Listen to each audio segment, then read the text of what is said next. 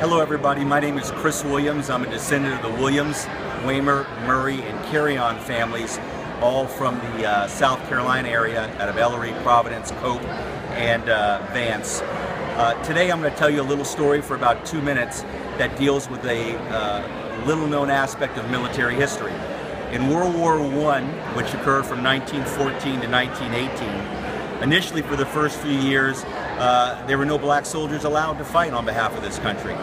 But because they were outnumbered by the Germans, they decided, you know what, we do need more men.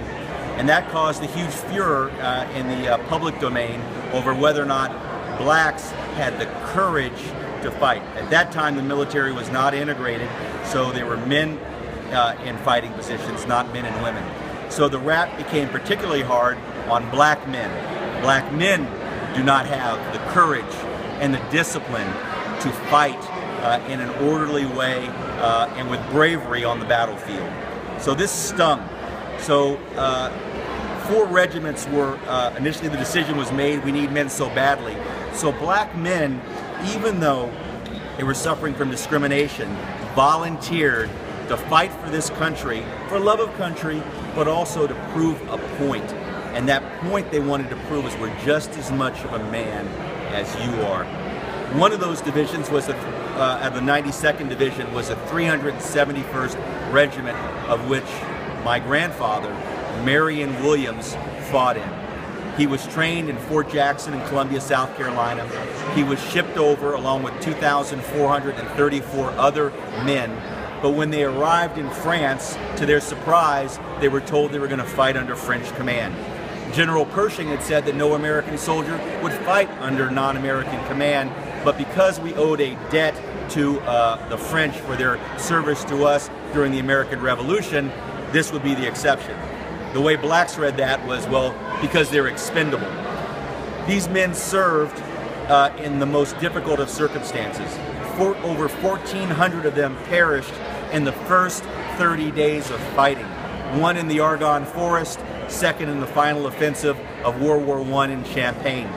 They were gassed. They fought in trench warfare. They were machine gunned. German planes flew over for the first time and dropped fire on them while they were in the brigades. But because they fought with such honor, they shot down 3 airplanes with rifles. It's a record to this day in the military. They were awarded the highest aspect of bravery by the French government, and they were highly decorated, proving the point on the battlefield. And this is the flag that they fought under. This flag is a French battle flag. It does not have a blue, white, and red stripe, but it has a red, white, and red stripe. And the American soldiers sold the American flag in the upper left-hand corner. You can see it only has 48 stars because Hawaii and Alaska were not part of the Union at that time. They loved this flag.